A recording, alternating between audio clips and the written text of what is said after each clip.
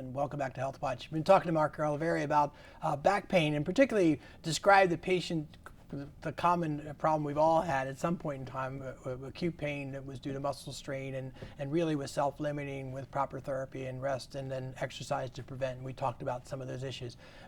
Let's just talk about now the other type of cases, the smaller percentage, in fact, that you see that, in fact, there are anatomical reasons why they're having pain that, in fact, require either your intervention or some other modalities. And I think you could speak to that. I guess first we have a model here that you can kind of describe the anatomy. To go over that again, Sure. we should know that. One thing is the basic guidelines that we go under is that if someone comes in with back pain and we treat them conservatively, if they continue to have back pain for greater than 4 weeks after their onset of symptoms, then we get a little bit more concerned about doing further workup and testing. So as part of the workup, you get an X-ray and you can visualize the spine on the X-ray, and the spine is made up of vertebra, and the vertebra essentially protect the neural elements, but the vertebra, and then there's discs between the vertebra. If we got some imaging studies, let's say you're beyond the 4 weeks of pain, and you want to get an X-ray, and then because of the continued pain and failure of conservative management, you go for some other testing. It would either be a CAT scan, MRI, that sort of thing, and those help visualize the discs and the vertebra and the nerve elements better to see if there's been any injury there. The interesting fact is that if you get an MRI on somebody who is over the age of 40, 45, probably about over half of them would have some degenerative changes in the spine, which is a very common entity. So in that particular subset of people who have this type of back pain, then you look on the imaging studies, the X-ray, CAT scan, or MRI, for narrowing of discs, but also you look for any arthritic changes that are in the little joints of the spine, which would be here and here, and that helps the spine move. And that can cause, just like someone gets an arthritic knee or an arthritic hip, you can get arthritic changes in those joints, and that can cause pain. So basically a narrowing of a disc, it's called spondylosis of a disc, or narrowing, and arthritic changes in the little joints, the lower part of the back, can give you back pain if it can be aggravated by a certain incident, a lifting incident or a twisting incident. Even then, the majority of those aggravations can resolve with time and therapy and some other treatments.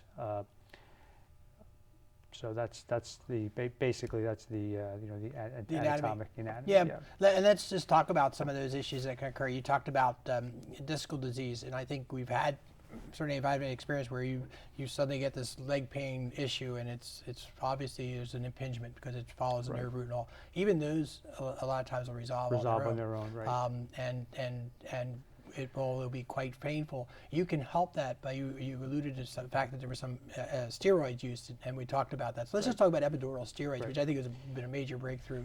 Even when somebody, like the discussion today was going to be mostly about back pain, but there are some people who have back pain and leg pain. And the leg pain a lot of time can be caused by a disc. One of these discs, think of the disc like a jelly donut. The donut ruptures and a little piece comes out, a little jelly comes out, and it can irritate the nerve. One therapy can help, but another treatment can be it's called an epidural steroid injection, and the shot is given in what we call the epidural space, which is the space that's around the sac of nerves here. And the shot is given into the space, and that can reduce inflammation around the nerve. Those shots can also be given not just for the leg pain or herniated disc, but they can be given for back pain conditions too. You can do an epidural steroid injection for back pain, but you can also do what we call facet injections for back pain, which are injections into these little joints of the lower part of the back, and that can help reduce the back pain. These are usually done by pain management people. They're usually done by an anesthesiologist who has special expertise in pain management, which is basically giving injections in the spine area. Yeah. And as it relates to that, there are actually some ablative treatments they could do that gives them a longer term, I know, Sure. for that.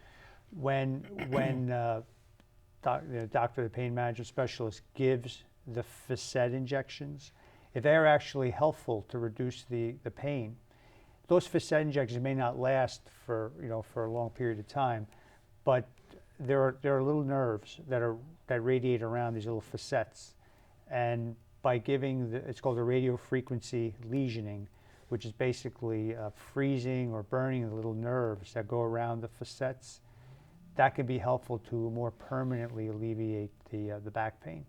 So in summary, if the facet injections are helpful to alleviate the back pain, then the pain management doctor can do this radiofrequency ablation to reduce the pain, yeah. ongoing for a longer period of time.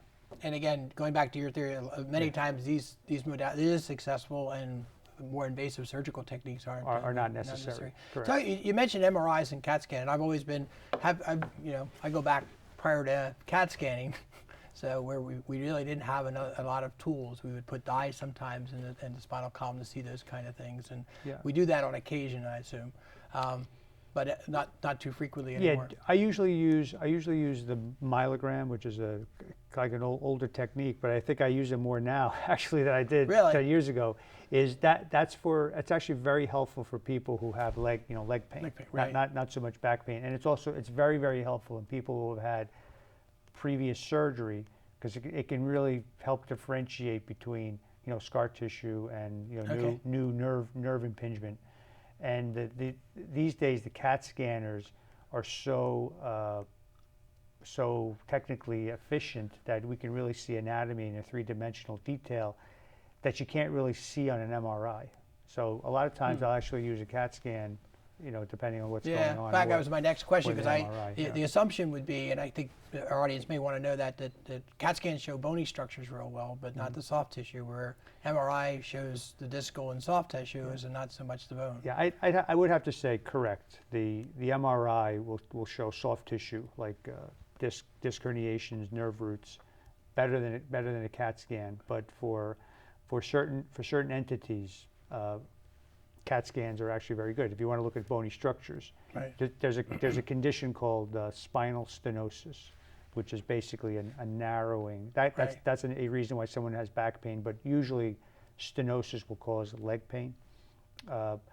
Spinal stenosis is actually better evaluated by a CAT scan than it is an MRI. There you go. Yeah. And I think you and I talked about that before. The other value as you get to these diagnostic techniques, because of the more serious events that can occur. And you and I have both seen that in our practice, where you think it's gone on, and you do a study and you find out the patient has other disease entities. Correct. Not all back pain is coming from a disc or an arthritic source. There's some back pain that you get from I've seen all of these: kidney infections, pelvic tumors, bone tumors. So you have to ask some questions. Do you get pain at nighttime? Does this prevent you from sleeping? Are there any time relationships that are associated with the back pain? So the majority of back pain is likely caused by a disc problem, whatever. Yeah, it's a small percentage, but it is important to diagnose. But it's important to know that there's, and you have to ask the patient, do you have a history of any pre-existing cancers, that sort of thing, and it's not just disc problems or arthritic disease that causes back pain. There can be other things that do that. We got to take a break, and we'll talk now about some of the therapeutic things that you can do as a surgeon that helps this problem, and we'll be right back after this message.